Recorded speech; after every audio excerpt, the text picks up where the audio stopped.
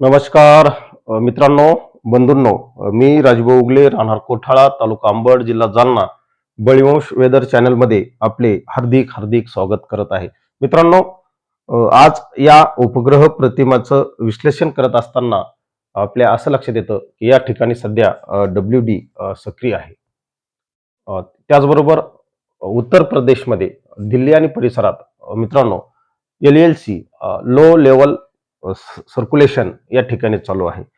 आणि आपली जी monsoon trough line आहे मित्रांनो, ती या पद्धतीने अशी पसरलेली आहे. या ठिकाणी मोठ्या प्रमाणावर ढगाची गर्दी दिसत आहे. महाराष्ट्राच्या मित्रांनो नंदुरबार वगैरे साईडकडे ढगाचं आच्छादन दिसत आहे. आणि महाराष्ट्रामध्ये सुद्धा मित्रांनो विखुरलेल्या स्वरूपाचा पाऊस होईल. यामध्ये हलक्या विजाचं प्रमाण सुद्धा असेल.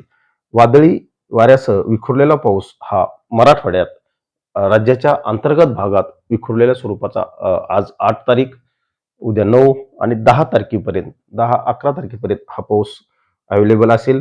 मित्रांनो, हे सर्व पाहता या पावसाचं वितरण कसं असेल ते आपण नीट समजून घेऊ. या ECMWFच्या मॉडेलनुसार जर आपण पाहिलं तर मित्रांनो, आपण सुरुवात पूर्व विदर्भाकडून करू. तर या ठिकाणी आपण जर पूर्व विदर्भातला जर भाग पाहिला, चंद्रपूर, नागपूर विभाग, त्यानंतर मित्रांनो गोंदिया, भंडारा या भागात पावसाच्या जबरदस्त ऍक्टिव्हिटीज राहणार आहेत, लक्षात घ्या. त्यानंतर हा जो अंतर्गत महाराष्ट्र जर आपण पाहिला, हा पूर्ण आपल्याला निळ्या कलरमध्ये दिसत आहे. आणि त्यामुळे या भागात आपल्याला पावसाच्या ऍक्टिव्हिटीज हलक्या ते मध्यम होताना दिसतील. फार मोठा पाऊस या पट्ट्यामध्ये होणार नाही. यामध्ये मित्रांनो जळगाव आहे, शहादा आहे, मालेगाव आहे, छत्रपती संभाजीनगर आहे, अहिल्यानगर आहे, बीड आहे, जालना आहे, नांदेडला थोडेफार जास्त होऊ शकतात कारण पूर्वेकडे आहे तो. त्यानंतर इकडं अमरावती, अकोला या भागात सुद्धा पावसाच्या ऍक्टिव्हिटीज कमी असतील. खाली मित्रांनो इंदापूर, सोलापूर, लातूर, धाराशिव या संपूर्ण पट्ट्यामध्ये पाऊस होणार नाही अशातला भाग नाही. कारण मोठ्या प्रमाणावर पूर्व विदर्भाकडे अरबी समुद्रावरून हवा खेचल्या जाणार आहे. त्या सिस्टीमकडे, बंगालच्या उपसागरातल्या सिस्टीमकडे खेचले जाणार आहे. वाऱ्याचा वेग असणार आहे. त्यामुळे घाटावरून जी ढग वर उचलल्या जातील मित्रांनो, हे संपूर्णपणे घाटावर हा पाऊस सक्रिय राहील. यामध्ये मित्रांनो नाशिक पश्चिम, नाशिक दक्षिण, अहिल्यानगर, अकोले तालुक्यामध्ये जबरदस्त पावसाची नोंद. यावर्षी मित्रांनो एक वैशिष्ट्य आहे, जेव्हा जेव्हा प्रशांत महासागरामध्ये मोठ्या टायफून टाईप सिस्टीम तयार होतात, तेव्हा त्या सिस्टीमकडे मोठ्या प्रमाणावर जोरदार वारे खेचले जाते, बाष्पयुक्त वारे.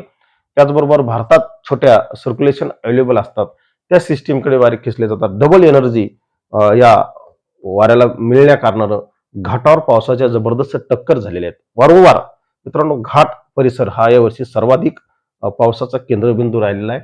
अगदी संपूर्ण जर घाट पाहिला, दक्षिणकडे काही जर भाग सोडला आपण मित्रांनो सिंधुदुर्ग जिल्ह्याचा, तर बहुतांश घाटावर चांगल्या पावसाच्या नोंदी आपल्याला आढळल्यात. त्यामध्ये मित्रांनो नाशिक पश्चिम, पुणे पश्चिम, अहिल्यानगर पश्चिम, सांगली, सातारा, कोल्हापूर पश्चिम या भागात सुद्धा मित्रांनो फार वाईट अवस्था आहे, जशी आपल्या अंतर्गत महाराष्ट्राची आहे.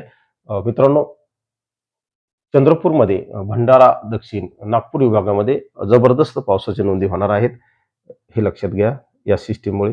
मित्रांनो हे GFS चं हे मॉडेल आहे. वेगवेगळे मॉडेल काय दर्शवतात आपण त्या सुद्धा पाहू.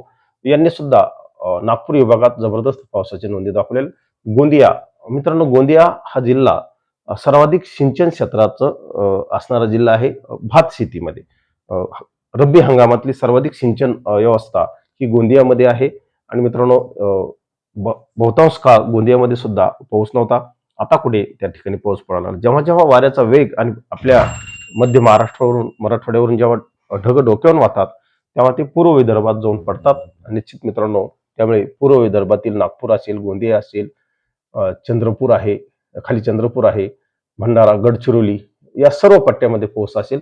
मित्रांनो हा पाऊस किनवट, नांदेड तालुक्यातलं जे किनवट आहे पूर्वेकडला, पूर्व मराठवाड्यातला जो भाग येतो त्या ठिकाणी असेल. नांदेडला पाऊस असेल मित्रांनो. परभणीच्या विभागात पाऊस असेल. परभणीला सुद्धा मित्रांनो जेव्हा ढग येतात तेव्हा ते खाली उतरतात आणि परभणीकडे सुद्धा पाऊस पडत असतो. तो पूर्व मराठवाड्याचा भाग येतो.